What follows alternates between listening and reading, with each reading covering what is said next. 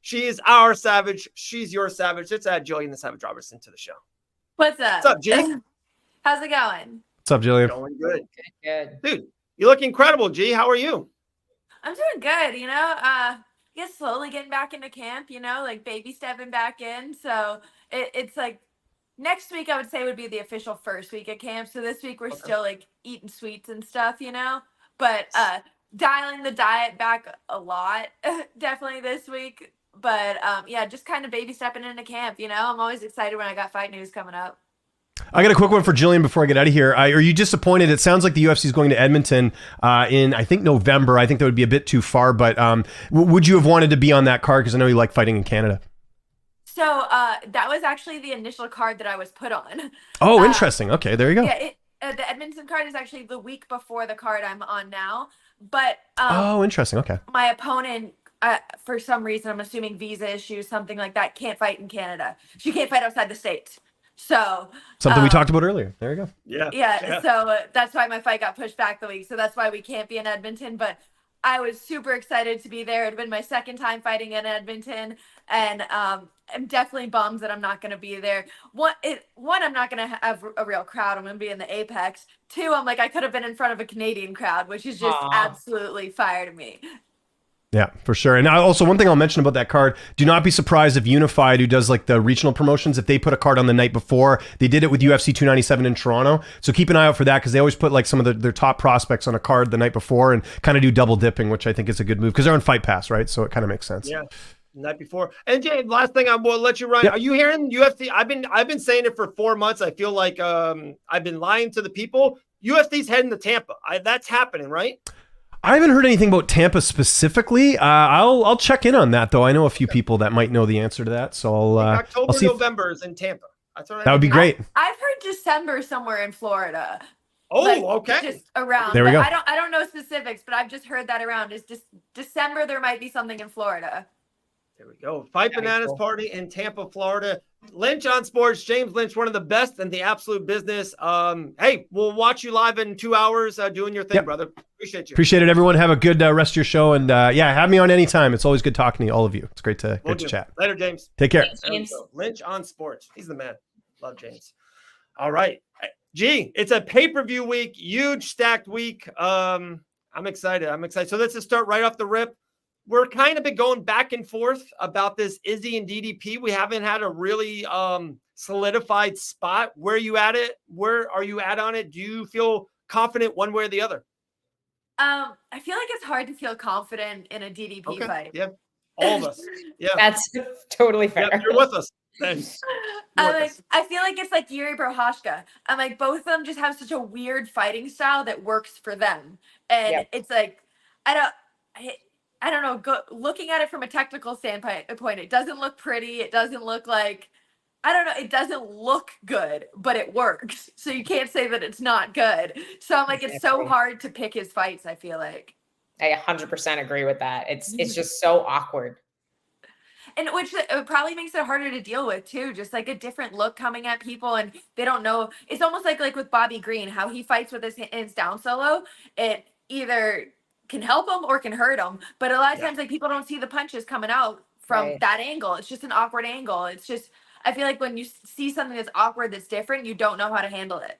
And it's hard to find a training partner that can emulate it too. So it's like, you can try your best to fight like Bobby Green, but it's something he's developed himself. So you're probably not going to be quite right.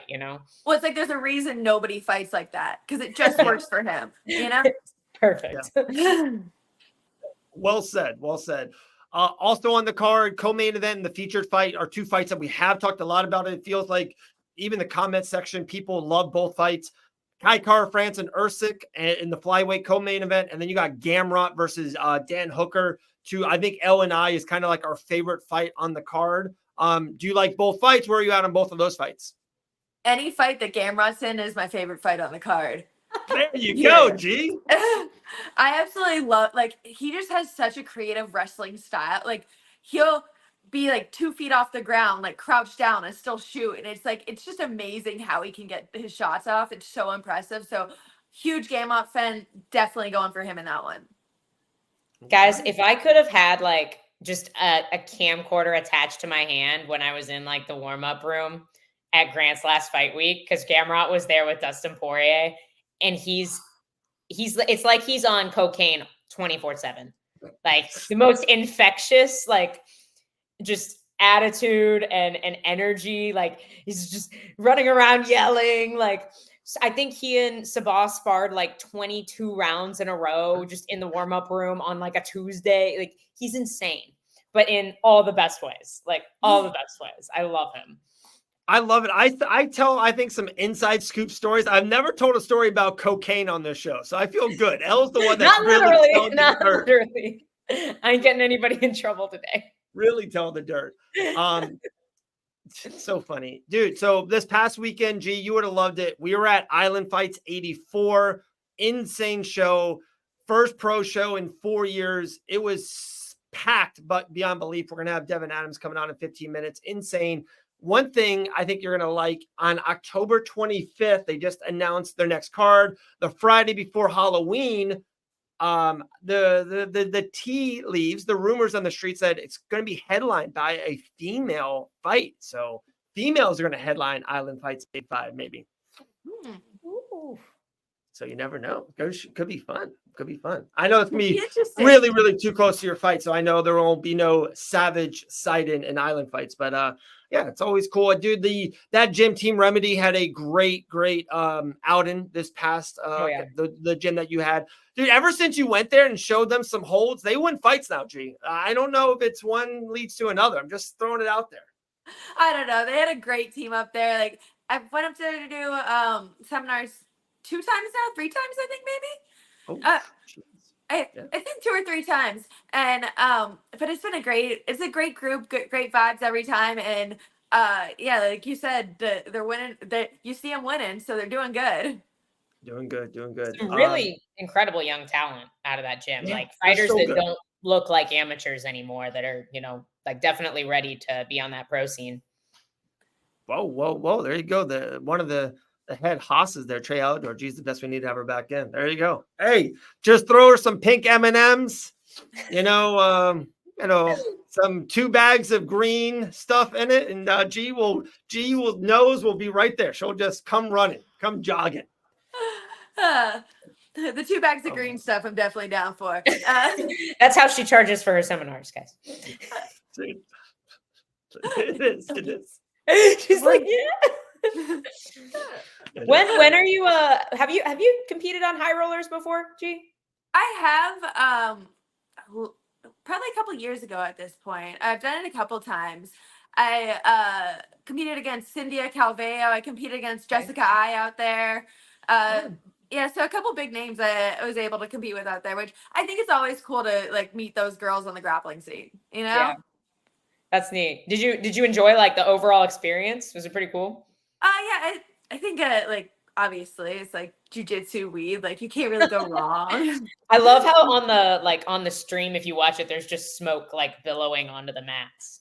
Literally the whole building is just filled, like absolutely filled with smoke. I hear like you don't even have to smoke yourself. You can just be like secondhand. Like you can just walk through and be all right in life.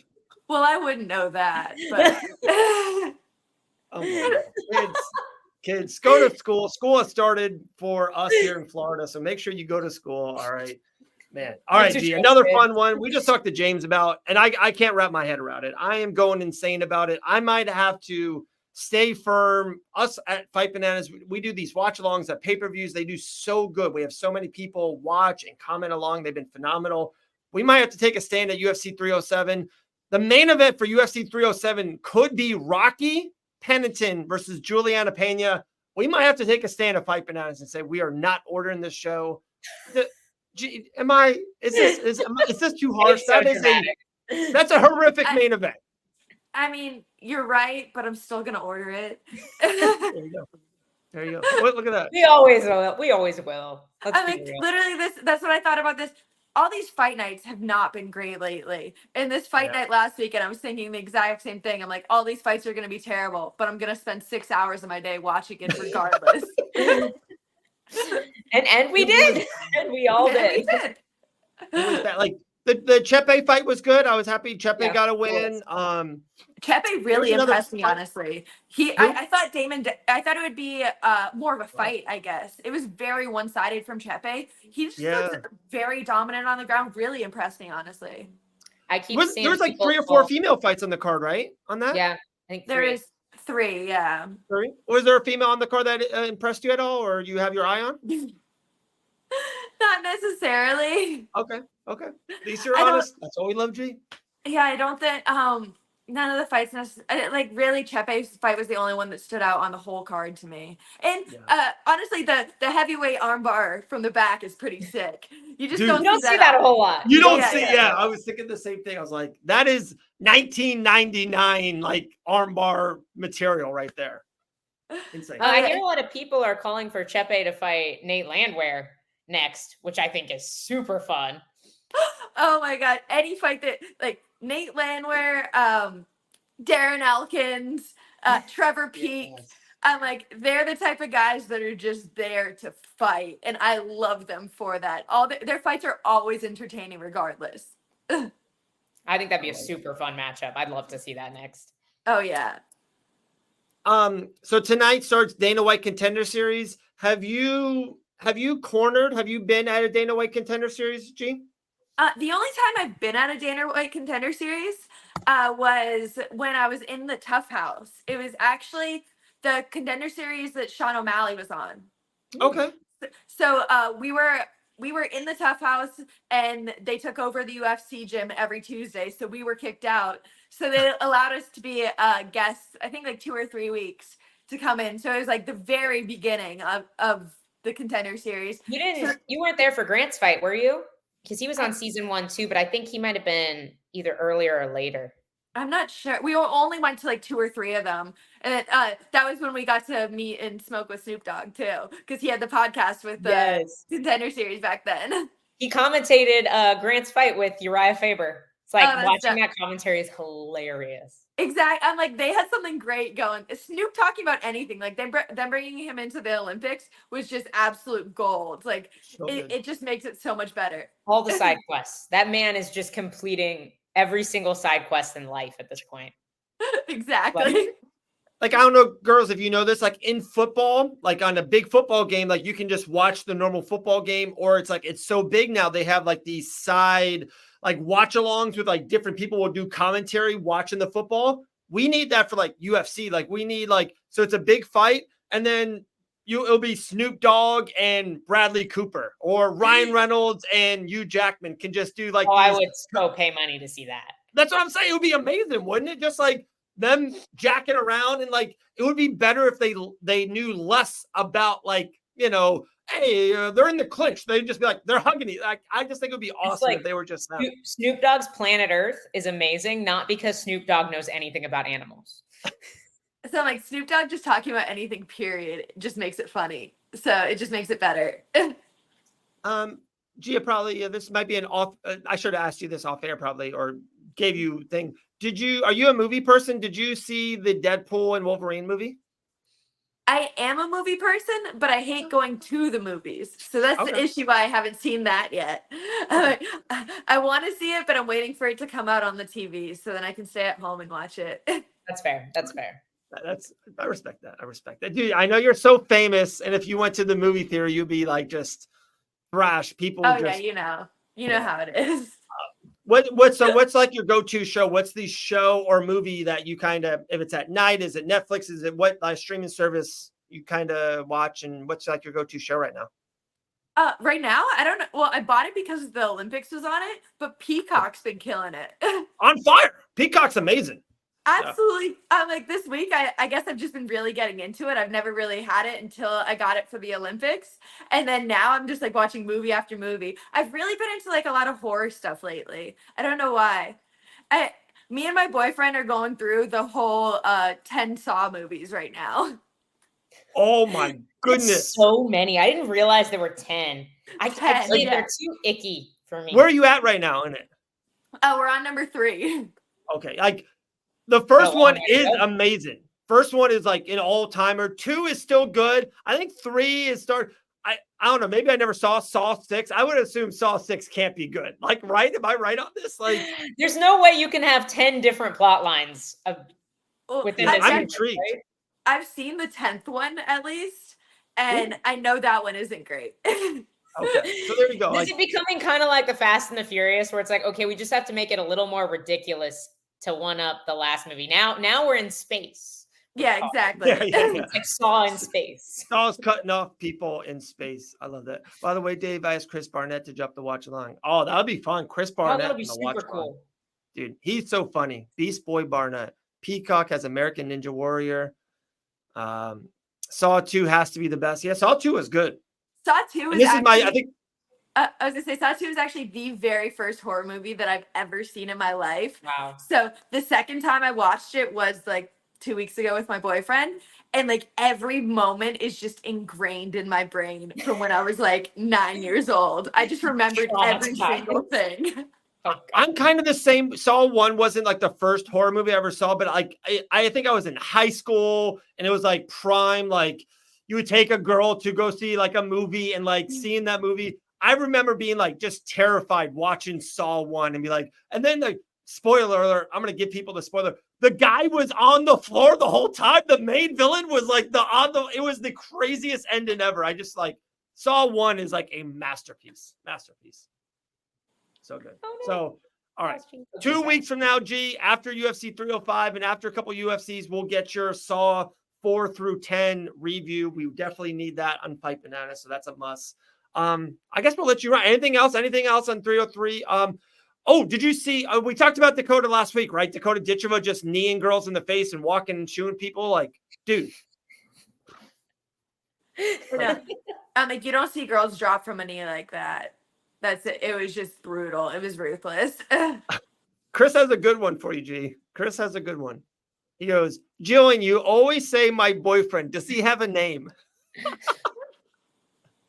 No. That's the thing on social media that's hilarious. Like somebody actually wrote an article about it, about like Gillian Robertson's mysterious boyfriend.